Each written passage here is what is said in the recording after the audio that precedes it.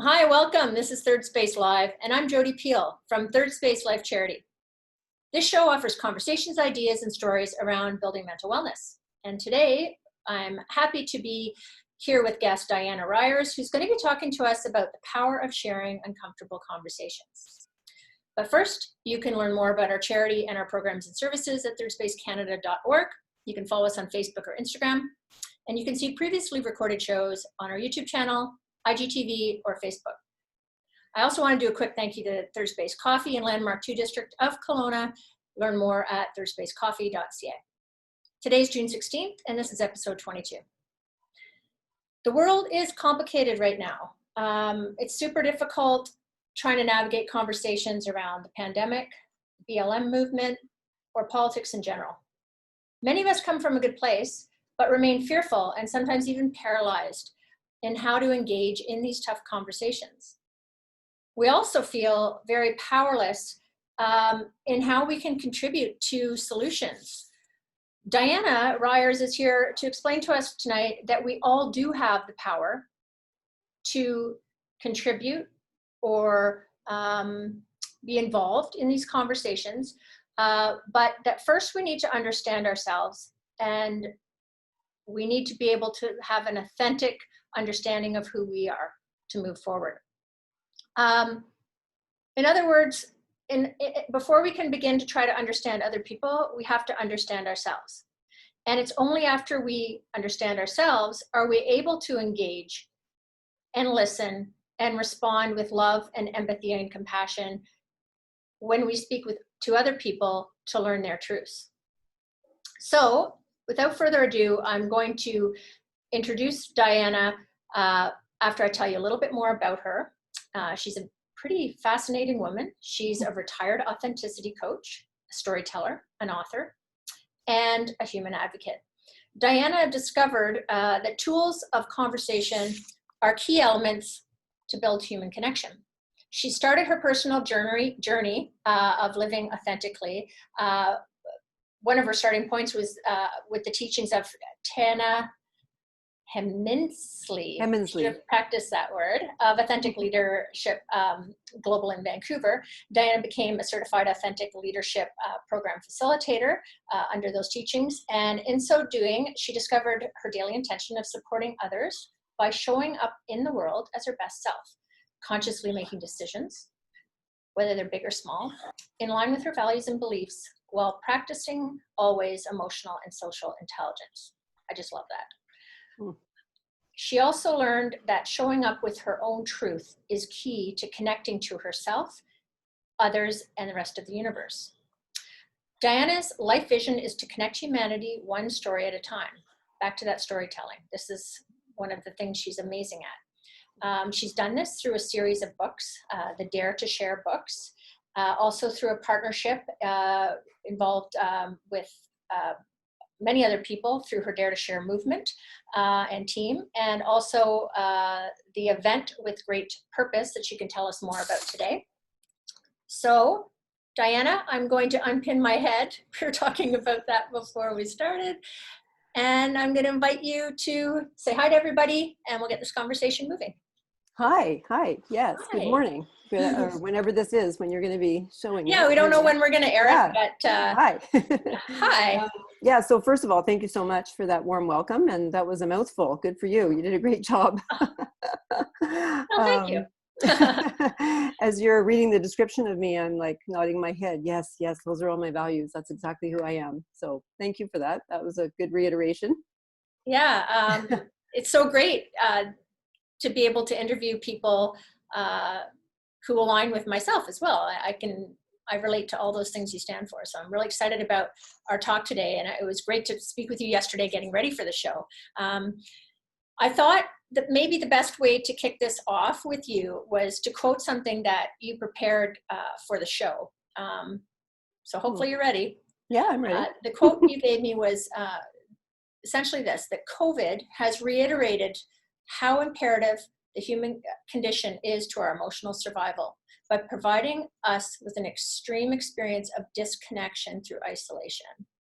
Yeah, human connection, I think was the word. You said condition, but I think it was sorry. connection there. Yeah, that's okay. Correct. Yeah. So human connection is imperative, absolutely, for our emotional survival, 100%. So, what did COVID do? It sort of, well, our initial perception, I guess, is that it took it away. But thankfully, through technology and Zoom and everything like that, we are still connecting. But it's just very different, isn't it? I mean, there's something about that in-person connection, that being in a room together, being able to look in each other's eyes and sharing emotion, and the vibration that comes from emotion and comes from being together is very, very different from being, sitting in front of a computer. So when we take that away, and over an extended period of time, things happen. We begin to experience disconnect, for sure. And that can move into, unhealthy emotions, mental illness, and so on, for sure. Mm-hmm. Mm-hmm. But through this process, you would suggest that it's also been an opportunity for us to feel more empathy and exercise more compassion by being put in that position and having those feelings. Definitely, because what COVID actually did, and also the BLM movement, is it elevated all of our emotions. It amplified how we were feeling. It took us to a place where, people talk about this as being the new normal, but it's really been the normal for so long. It's just now amplified. So we're much more aware of it, and we're more aware of what disconnection feels like, and we're more aware that we need connection. And so we're really moving to that place of amplified awareness. And so what does that do to us? For many people, it's taken us to a place of showing up maybe in other people's eyes as uncomplimentary, because now we are actually expressing more of those uncomfortable emotions, and we're starting to express ourselves. And that's what, the Black Lives Matter movement has done, is that it's taken people to a place where they're tired of using their voice now, because they've done that for so long. So now they're putting themselves in action, because their emotional level is at a capacity where it can't be tolerated anymore. If that makes any sense. Talking about the BLM movement in particular, I know that one of the things we wanted to touch on today was that you would suggest that there's been a mindset that's evolved to a place of either coming from love or fear. Yes.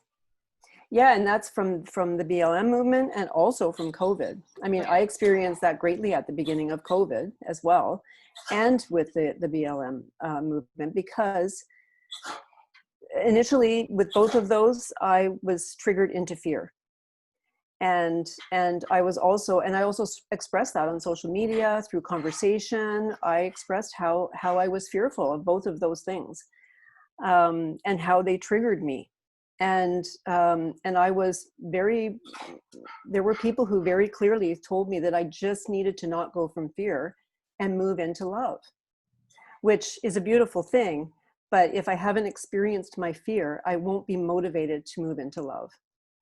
So I need it, fear motivates us. It motivates us either to do the right thing for us and other people, or the wrong thing for us and other people. And when we go to the wrong place, the wrong position, that's when we're into sort of panic, and that doesn't serve us well. But fear, if we feel fear, we need to experience it in order to evolve into what serves us well. Yeah, and what can happen is that the fear can actually lead to a polarization of having a stance of either being right or wrong. Exactly. And I'm an authenticity coach, as you mentioned. And so being authentic, there's no place in authenticity for right or wrong. It's all about honoring one another.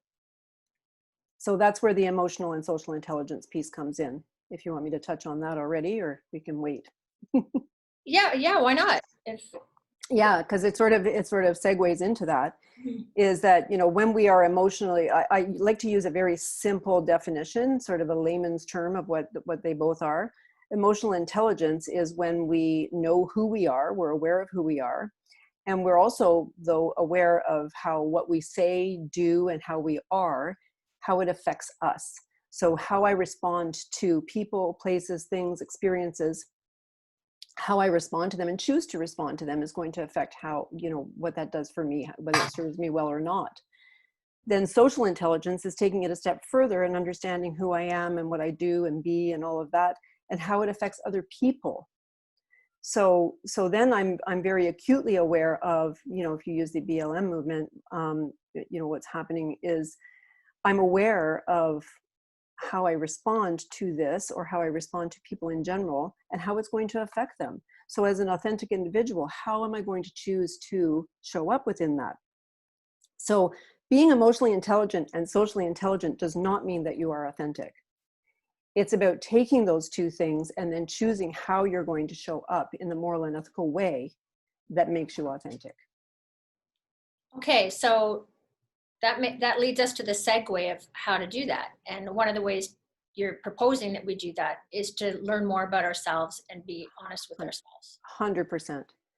Yes. So again, if we take the BLM as an example, I thought about this morning, and when I got up, I knew I was coming on the show, and I was like, examples are great ways to communicate what I'm trying to, what I'm trying to say.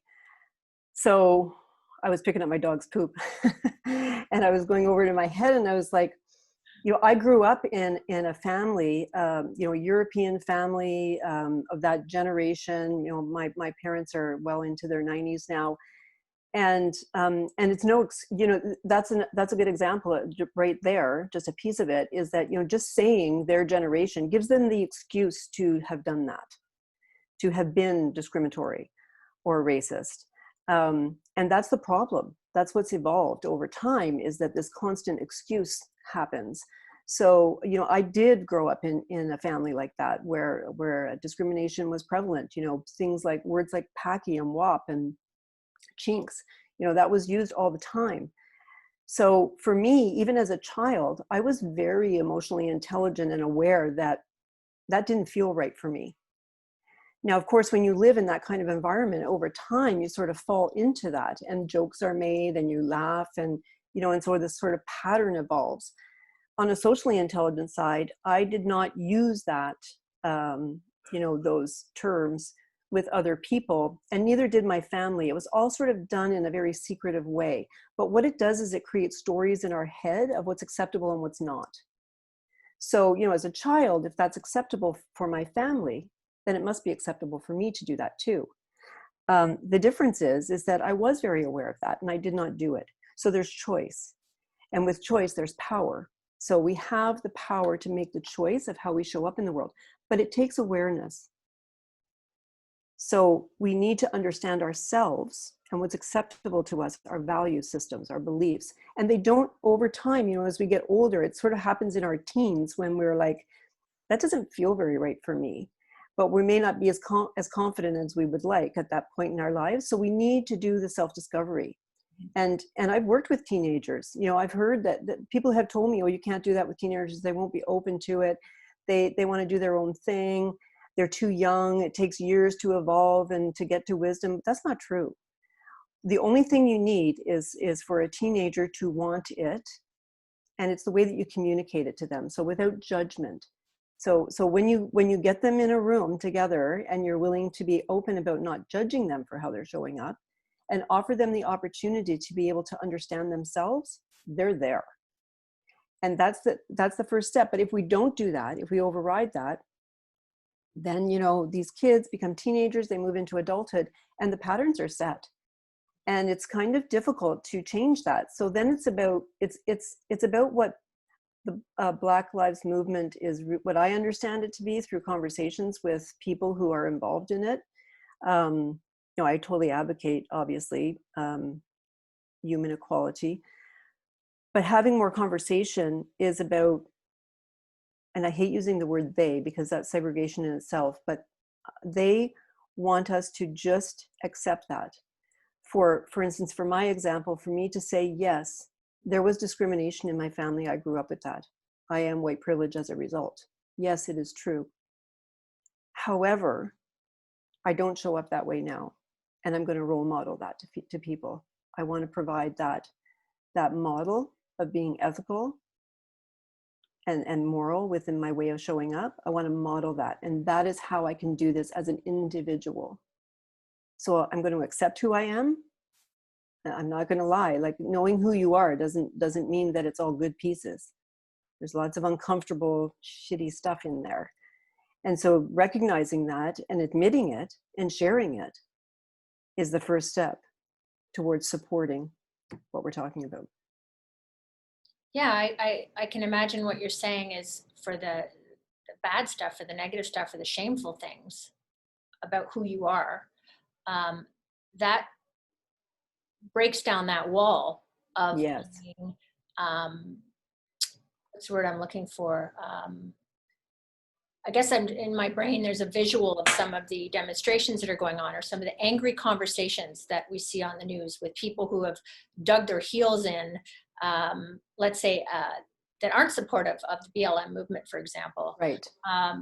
Well, that's fear. That the insecurity or the shame or the fear of, it's all about them and their backstory. And that, yes. So you're suggesting that the first step would be for them to, wait a sec, explore, who am I, where do I come from, why am I behaving the way I am, why do I think the way I am? Because if we don't start there, we're not going to really be able to then listen and understand what others are trying to express to us and explain to us. Exactly. So you brought up a really good point, Jody, because what's happened there, in my view, because it happened to me as well, is language. When if you don't understand what white privilege means, for example, in the viewpoint of the BLM piece, it sounds judgmental. At least it did for me. I did go to that place initially, and I will admit that it was like, well, I'm not white. I'm white and I have things, but I worked for them. So how am I white privileged? It's not my fault. I didn't mean, so I went to a place of that I was being judged. Mm. And I believe that without, then I started having conversations with people about it, because I thought there's got to be more to that. Like why am I being judged? It doesn't feel right. It doesn't feel fair. And when I had more conversations, I started to understand it's not about that. It's about understanding that you grew into white privilege, and there are people who do show up within that sort of perception of what the judgmental white privilege is. So what's happening with people that you were describing is that they are retaliating against that because they don't have a level of awareness that takes them to the perception that is trying to be communicated, because of the language possibly that's being used, or they haven't been educated. They haven't taken the time themselves to educate themselves. So, in that regard, as far as how people are showing up within all of this in sort of what we would call a negative way, with violence and so on, we need both sides, which sounds horrible again, because that's segregation, but this is what it's come to.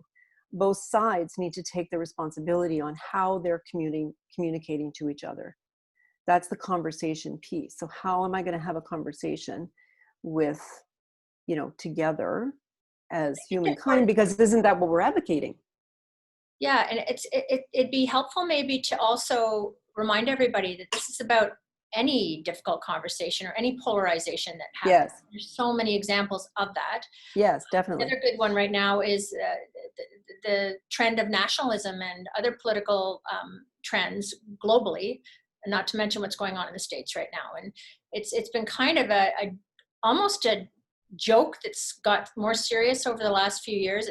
Saturday Night Live, I know, made jokes about, Thanksgiving dinner in America and how it's difficult to even sit at a table in your family if you're polarized. Yes. And now it's not funny, and it never was, but it's really serious now. And it seems like even in Canada, I'm noticing that people are avoiding having conversations that are political because they don't know how to navigate it. Right? Yeah, because they're fearful of it, for sure. Right. So what happens is then we start to judge one another because we're projecting away what we don't want to discuss, what we don't want to feel. It's classic projection, for sure. So let's talk a bit about how some of the tools that you've become an expert in and that you use in all that you do. Maybe the writing tool would be a good place to start of, what that would look like for someone who's interested in getting real with themselves and exploring who they are so that they can, as a starting place. Sure. Yeah. Well, of course, I use the programs by Tana Hemmensley from Authentic Leadership Global. They're a conversation series, and I've used them for 13 years. They're so incredibly effective, like on hundreds of people. And the one tool that I use very effectively and throughout all the conversations, I use 8 of them, and it's a process. So it starts off with, who am I as my authentic self? So, an understanding emotional and social intelligence. And I use this tool called the Arc of Intense Energy. But the very first conversation is so important, because I've sat with groups of people who have, with some of them crying because they couldn't describe who they are as their authentic self. Who am I? Mm-hmm. Well, I'm a teacher, or I'm this, or I'm that. It's always went to career. So, who am I when I wake up in the morning? What motivates me to get up in the morning? What am I passionate about? What elevates my energy? What brings my energy down? All of these different things, and understanding who we are. And then we do, like, personality assessments are always part of it, to understand where we came from, why we have this inner critic in our head, all these stories that we've developed. And so that's part of the whole process. And then we take the self-discovery piece of it. That's just one conversation. There are 8 of them. But from that day, we take that self-discovery piece, and we then translate it into writing. And it's basically a format of, like, it's journaling. So it's writing from the first person. It's more like memoir writing, because we don't know someone else's story. So when we start to bring other people into our story, then we're creating something that's just a perception. So it really is about writing from the I. And this goes back to therapy 101, when we say couples therapy, for instance, or when I worked with couples, it was like, don't talk about him, don't say he or you. It's about how I feel. Mm-hmm. And when somebody does that, then that's their truth. And from the journaling, many people are afraid of journaling because they feel like it's going to bring things up or trigger things or bubble things up. And they're right. That's exactly what we want. Mm-hmm. So that, and understanding that whatever you journal, it's yours. When you finish journaling in that book, you throw it out. It's simply a process. It's not something to keep for somebody else to read. So knowing that no one else will see that except you is freeing. And it really allows you to dig deep, but there's still fear within that, because then when something percolates, then we need to deal with it. You need to feel it and manage it and learn about yourself. So it's interesting that I get it because I went through it myself, but it's interesting that people are fearful about knowing who they really are and are willing to live as somebody they're not, which I actually did for over 30 years. Absolutely. I mean, yeah. Really, all of this should be part of every child's young journey. It should be. Right? Absolutely. Yeah. In those teen years, that's when it needs to start. Yeah, it sure. should. And unfortunately, that's not the case yet. But it is terrifying. Mm-hmm. And people have to be courageous to be honest with themselves. Mm-hmm. Because in order to live authentically, you might have to make big changes in your life. Absolutely. But not necessarily. This is not what the show is about. But it's also about being honest with your values and your thoughts and why you believe certain things. Yeah. So that's about with journaling, that's what we call having a conversation with your soul. So we also encourage, whether somebody likes to meditate or not, doesn't matter, but just having quiet times when also, going for a walk in nature by yourself. It sounds so simple, but and whatever the activity is for you, it could be a bike ride, it could be running, it could be gardening, doing the dishes by yourself, having a shower, those are free flow times. Those are times that inspire free flow. It fires up the right side of your brain. So that's when you start to have conversations with your soul. Like, if you've ever had a conversation with somebody and you found it sort of went the wrong path and was ineffective, and in the end you were both just struggling to be right or wrong, or to be right, And then later when you go for a walk or you're doing those things I said, you're like, why didn't I say this? Like, this is exactly what I wanted to say. I wanted to tell them how I felt about what they were saying to me or what we were talking about. It wasn't about me being right. I just wanted them to understand me. So that's what happens when we do those free flow activities. And then I encourage my participants to go to their journal and start writing about that. And that's those conversations that we have with our soul are then translated into the written word. I think I'm gonna jump in for a sec, Diana, just to reiterate or orient everybody or remind everybody that this isn't a big complicated thing. I think we could boil this down to the idea of letting yourself have that space in your life. Mm-hmm. You know, I'm speaking to that we're living in a world right now that everybody's distracting themselves all the time. All the time. Whether it's with their phone or the internet or social media, or they can't even wash the dishes without listening to a podcast. Pardon me. Yes. Not that that's bad, but we do need downtime too, because that's when we process all these things and we hear ourselves and talk to our souls, right? Yes, so yes. It's simple. Give yourself the space in your life and then allow yourself to explore it through writing, through journaling. Exactly. Yeah, totally. I can say this just because I've experienced the power of it and how crazy it is. And it's almost like magic. You start writing and this stuff just comes out. Again, it's not to keep. It's amazing what you learn about yourself just by making the time to write. Yes, I have one participant in my Chaos to Calm book that's coming out. It's Journeys Through COVID. And that started out just a bunch of people getting together to connect. And we did it for nothing because we wanted to do something. And this woman at the beginning was like, I can't journal. I can't do it. I'm so fearful of it. I literally get like the shakes. I cannot do it. And after 11 weeks, this story that she has written, it's got nothing to do even with a chronological series of events. It's all about how she feels. It does bring in some of her past, but it's so emotional and raw and real. And she has come from, like, in 12 weeks, she's like, I can't believe how she's changed. Shifted is a better word. Yeah, she's still the same person she was, but just shifted completely. She's in this totally calm state and feeling amazing. And it's because she writes. And COVID gave her that space to do that. Mm-hmm. Because she lost her job and so on. So, you know, at the beginning, I didn't think COVID was a gift, that for sure, but it has given us a gift to be able to have space to do things like that. And in my world, it's the writing. And the writing is those conversations with the soul that awakens us. I think, and then it's like, oh my God, that's who I am. Yeah. I know in the world that I live in, we, mental health services, that professional mental health counseling or services is unreachable for too many people. Yes. And this journaling can be very, very effective at no cost.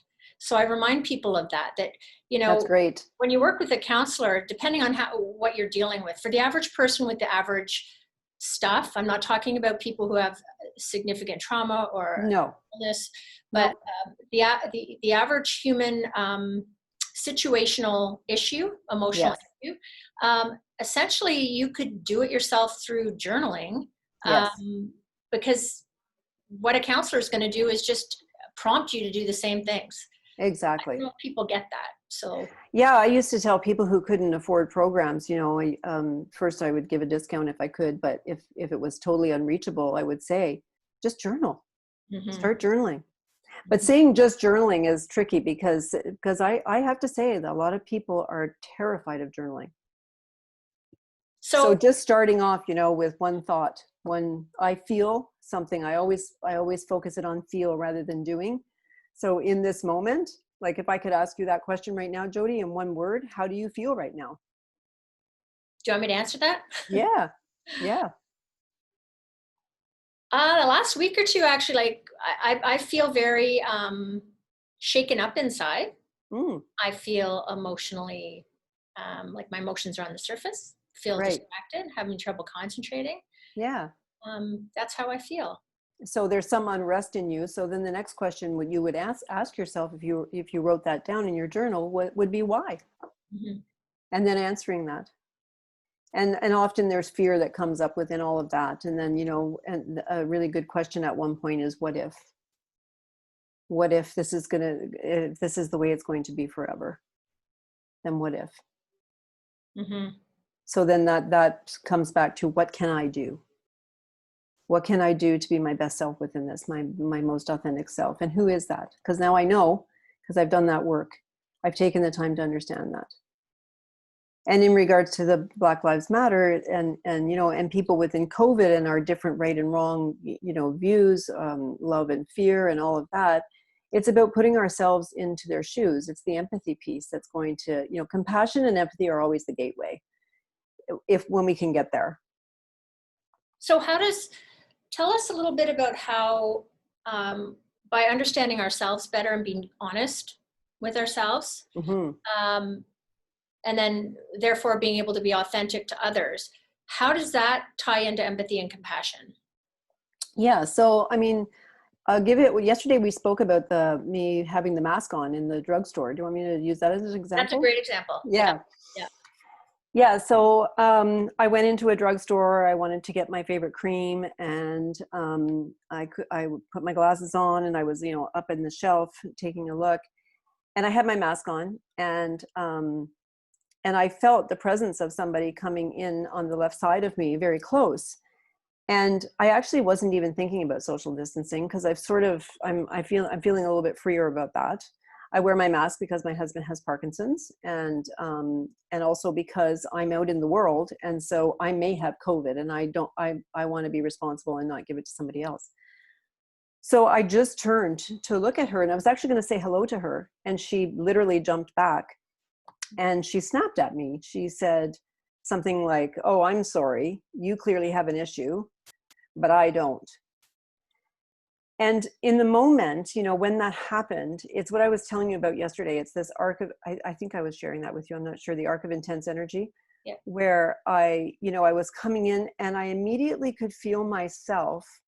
My father was a great debater, and I'm just going to go back for a second. So he was a great debater, and I believe his intention was to, make me think and to learn.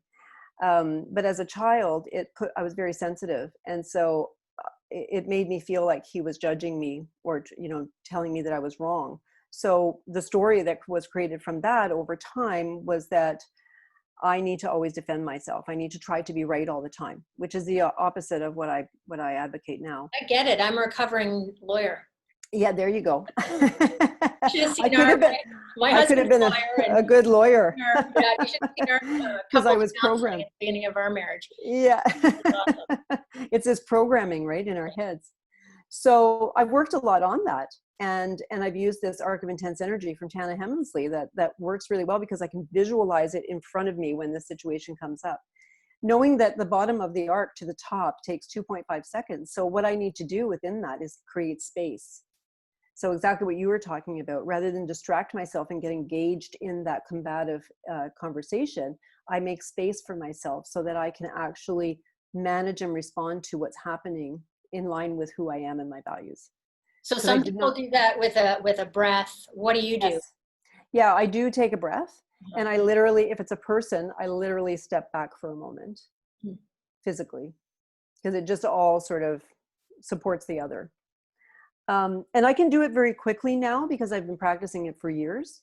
It doesn't make me better than anybody else. It just proves that practice does work. That's an important point. This is practice for the rest of our lives. Oh yeah, it takes a lot of practice. Yeah, I'm 59, so I still go there. Like, I was still triggered by her, because I immediately, it's not that I actually saw my father or heard his words. I just went to that state of defense, because it's programmed in me. So, Really my example. stomach does a flip. Yeah. So that's the first sign, is that somatic response. So if you're just learning this, that's what you need to be mindful of. So it's a practice of mindfulness. So, there's that little flip in my stomach. I remember that's what Tana or Diana was talking about, is that's the first sign. I need to pay attention. I need to slow down. That doesn't feel good. Yeah. Yeah. So sometimes you can also do that with your voice by saying to the person, I just need a moment. If they're, that's a one way of doing it. In this situation, I did take my breath. I did take a step back. I took like a second or two, and I knew exactly what I wanted to say. I knew what I didn't want to do was engage in confrontation or judge her for what she was doing. Because that's projection. That's me now becoming her, because I felt judged. So if I judge her, then I'm being the same way. And I didn't want to do that. That's not in my realm of who I am as my best self. So I just took a moment and I looked at her and I said, I understand that you don't want to wear a mask because you don't have one on. I don't know the reasons why, but I also have my reasons for wearing my mask. And I would hope that you could understand that. I said something like that. But I said, really, I don't feel like you needed to provide me with your opinion about it or go to the conclusion that I'm having an issue about you. I'm actually fine with you. And I feel like we just need to be here, you as you are and I as I am, and be okay with that. And she actually, like, she calmed right down. So it's not that I, did an amazing thing, but what I did was I put myself kind of in her place through empathy. And what I knew in my head was, but I couldn't make that assumption and voice it, but she was not wearing a mask probably because out of fear. If I wear a mask, then I'm admitting that this could happen, and so on. And I was wearing a mask also out of fear. So we were both actually experiencing the same thing. Yeah, I love that example. It's a simple example that probably a lot of us, it's a day-to-day reality right now.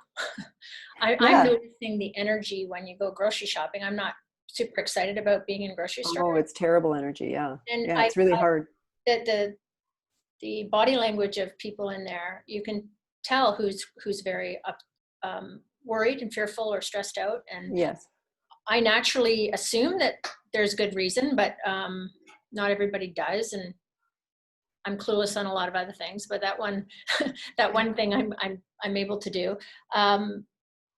So there's a good example of how, prompts to walk somebody through the next time this happens to them, and somebody interacts with them in a way that might trigger them or might feel like they're being attacked or judged, is to take that break, think about how they want to respond. It's really good. Hopefully our viewers will practice that next time, whether they're it's great somewhere else. Yeah, and then and what that did for me was when I left, I thought it really reiterated everything that I share with people, is that how you show up is what you're going to receive in return. So we've been preaching that for years. So then the question is, within everything that's happening, COVID, BLM, everything, just our lives in general, how can I make a difference as an individual in how I show up in the world? Will I make a difference? Because that's a big question that you and I talked about yesterday as well. That's the question, the billion-dollar question. Yeah, so it's overwhelming, because it's, we go to that place of, well, I can't make a difference on my own, so why bother? I can only, I can only be nice or this or that, but we can make a difference individually and it is about how we show up. If we show up in a certain way as our authentic and best self, and we choose love, kindness, empathy, and compassion, then that will ripple. And my example is a perfect example, because she actually followed me up to the cash register afterwards, and she smiled at me. And she social distanced. And so, it's about accepting each other and where we're at. I can't tell someone how to think and how to be. That's not my job in the world. But I can certainly show up in that ethical way that perhaps someone else will feel that vibration, that energy from me, and it feels good. So if they feel the goodness in it, perhaps they will take a moment to discover or be curious about how they can do that. Yeah. And again, not putting myself on a pedestal or anything, that my way is the best way, but I feel like however I show up within loving kindness, and however you show up in loving kindness, they may be totally different, but they're both equally effective and beautiful. Right. Mm-hmm. I think another point that this leads us to is that there's no right and wrong. No, And there's not. who you are as your authentic self. And and by exploring that, you then realize there's not right and wrong in other people. Why don't we talk about that a bit? Yeah. So right away when you said that, it's there's an interesting little mindset out there that you see it all the time on social media. At least I do. That put boundaries around people that aren't like you. Only be around people who you resonate with. And really, when you think about that, that's segregation. It's discrimination. Because and it's fueling the issues that we're facing right now. Yes, totally. So I had a train of thought there and I lost it. What was your question again? Yeah, how we're not right and wrong, and Yes. how we need to be having these tough conversations, not surrounding Yes. ourselves by like-minded people. Yes. So my point with that is that everybody shows up in the world within their own level of awareness and personal evolution, Mm-hmm. wisdom. Mm-hmm. So, and whether people are open or not, that's not their fault either, always.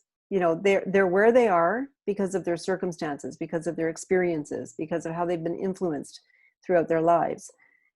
It's easy to judge someone to say, well, why don't you just change? Why aren't you open to this? But we don't know why. I mean, past trauma in people's lives keeps them from evolving sometimes. And if they don't have the resources or the willingness to do something different, there's a reason for that.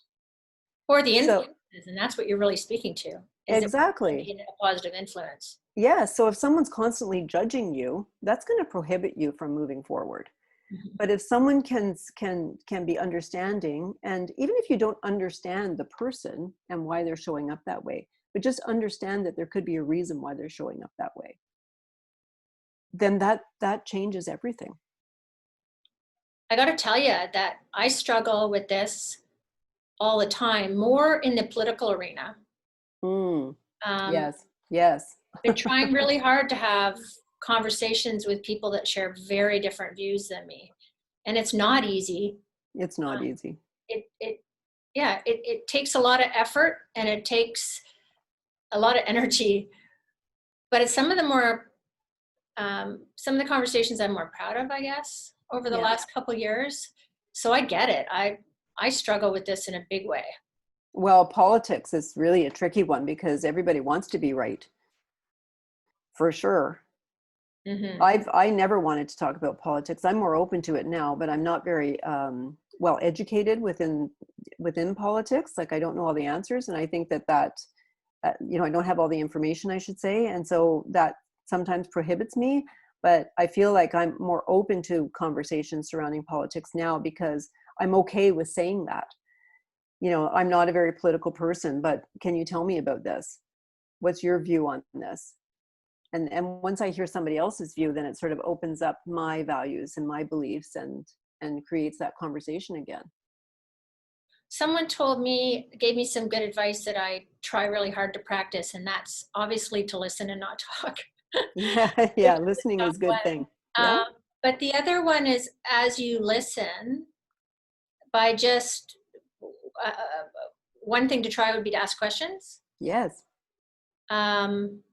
And that's great for both parties because it prompts us both to think and to listen. So yes, a little thing that I find helpful, but it's hard. Yeah, I mean, I had somebody, I think we talked about that yesterday too, someone I know very well who's very important in my life and of color. And in one conversation we had, we were both pretty fired up and passionate. It wasn't that we were arguing, but we were just, really passionate about the conversation. And at one point he said to me, "You just don't get me." And that triggered me because I'm like, okay. He said, "You don't understand." And I said, "Well, why would you say that? Like, let's talk about that. Mm-hmm. What is it that you think I do understand?" And he caught himself and he turned to me and he goes, "Well, tell me then what you think or how you're feeling." And that changed everything because now it wasn't an attack. It wasn't a right or wrong situation. So I love that he caught himself in that. and we just recalibrated. So, you know, it's okay to tell somebody, I don't like the way you're speaking to me right now. Can we just take a breath and step back and start over again? Rather than get into the, you know, engage into that back and forth combative situation. And you know, it's not a skill that most of us are taught, how to No, navigate difficult conversations. no, And so I think a lot of us avoid them because it's easier and it's not as stressful. yeah, But that's one way we can all really be impactful right now because of that ripple effect you mentioned. yeah, That's one way we can feel less powerless. I suffer yeah, from the powerless feelings right now, big time. yes. That I'm hurting on behalf of myself and my community and the world, and I don't know what to do with it. I feel like there's so little I can do. Yeah, so that's a big burden though. So I mean, how would it feel for you to simplify it and just think about how can I just show up in the world as who I am, and can that be enough? Can you talk to me more about that? um, And yeah, so I maybe mean, tie in the whole, because I'm looking at our notes that by listening to other people's stories. yeah, yeah. So it goes back to your point about listening. You know, at Daring to Share, that's what we advocate. We advocate human connection through sharing stories, but sharing stories is not just about verbally sharing or writing them down. It's about having those conversations. So it also entails somebody on the other end to listen to us. So providing us with that space, that trusted space where we're able to share our most, you know, our most vulnerable feelings and our deepest meaningful thoughts, and feel safe to do that without being judged. So that, doesn't that sound simple? It totally does, and I'm a believer because I've Yeah. lived it. I'm 50 years old and I've done it, and I continue to do it.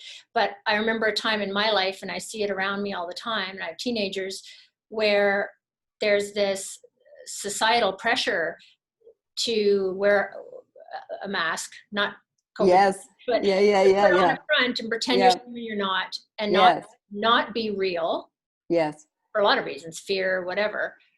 Yeah. Well, that mostly comes from not understanding who we are, because when we're really confident about who we are and what we believe, then we can speak freely about that.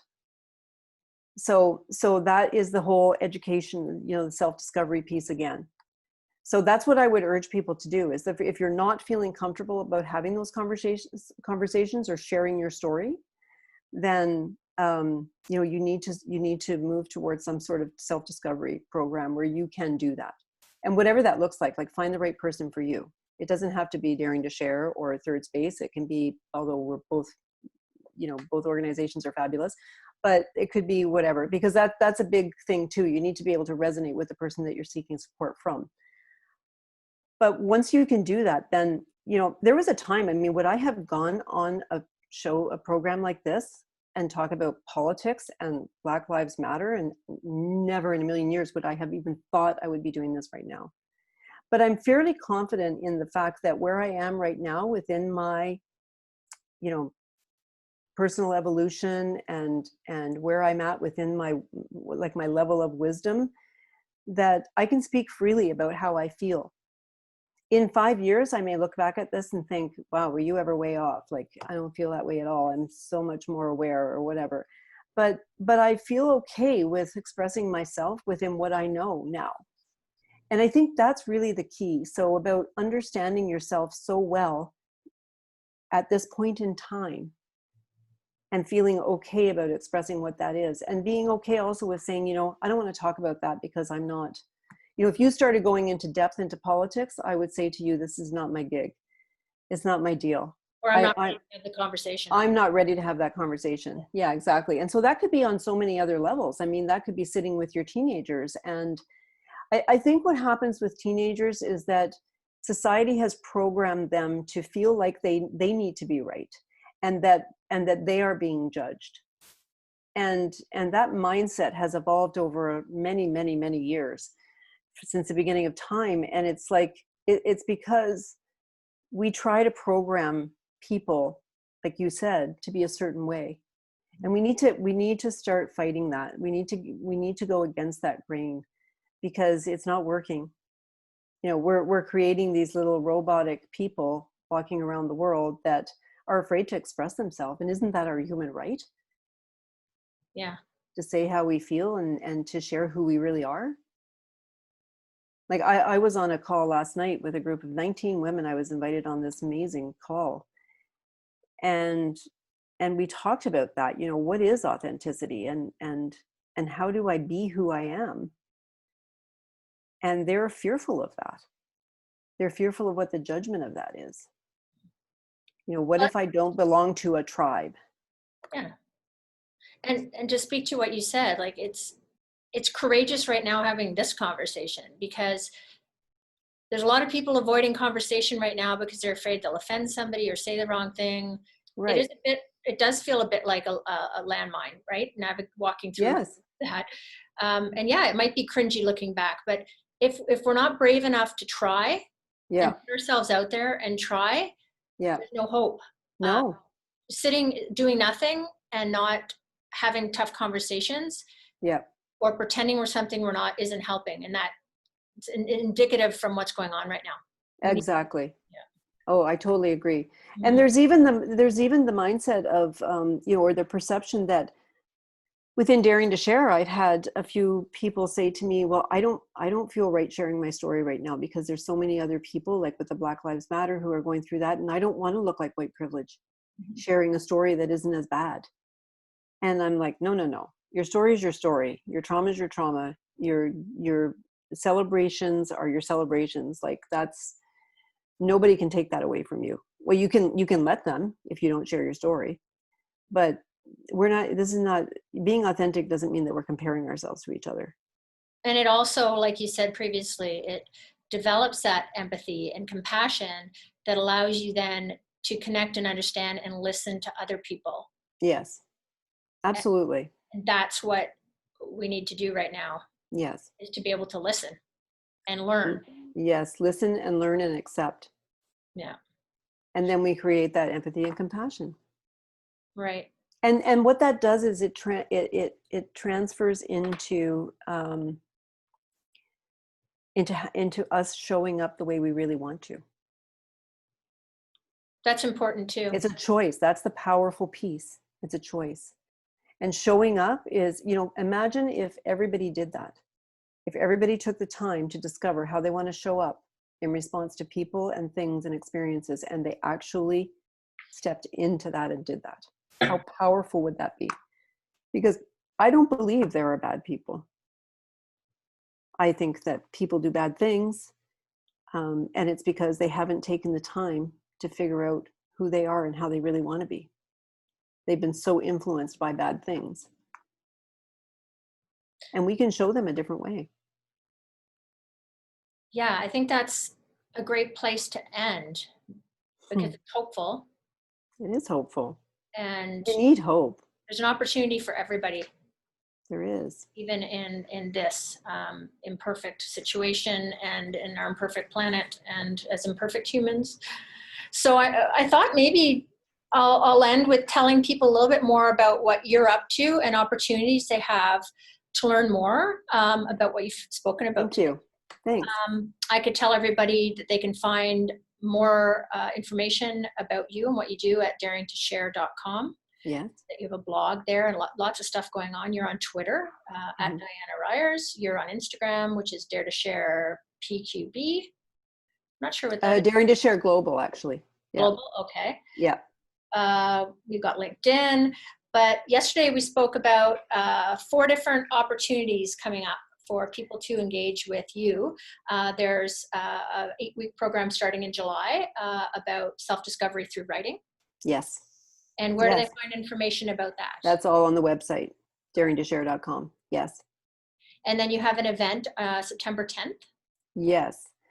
Yeah, that's a big event. It was supposed to be in person on April 30th in Ontario, and it was postponed until September 10th. And rather than postpone it again, because we don't know where that's heading, we decided to do a virtual event, so online Zoom webinar.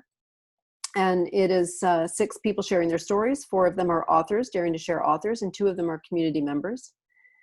And we're going to launch our mini documentary. It's a 20-minute mini documentary that I'm the executive producer, and Sri Ananda is the producer. And it's amazing. So it sort of shares the daring to share story. And we're going to have a musician and an MC. It's going to be like a TV show, kind of like the Jerry Lewis Telethon. And we are supporting counseling. So a portion of the ticket goes to counseling for people experiencing adverse, mental illness from PTSD and so on from COVID. Wonderful. Sounds great. And you also have a YouTube channel. We have a YouTube channel, yes. And listen to other people who are bravely sharing stories. Yes, so we video recorded everybody from all of the events that we've ever done, the storytelling events. Yes, it's all on there. Yeah. And the last one I'm super excited about, you're working on a workbook that isn't done yet. Maybe you could speak a little bit about that, because that's a low barrier to entry for people who might want to explore some of these things. Yeah, so we really believe in financial inclusion as well. So sometimes these events can be really expensive. So I'm taking all of those worksheets that I talked about earlier from Tana and converting them into a workbook. So it'll be the 8-week program that we're starting in July online will be put into a published workbook that people can purchase, and it's kind of a self-guide towards writing your story. Yeah, that sounds and so the self-discovery along with it. Yeah, with all the worksheets. It's beautiful. Great. Yeah, thank you. Thank you. Good luck with all of that. Thank you for sharing your time and ideas bravely with us today. Thanks. You too. I know you're about to move to the other side of the country, but maybe we can do another show sometime in the future. Yeah, I would love that. Yeah. Even though I'm there, it doesn't matter because we're on Zoom. That's it. Whole new world, right? Yes.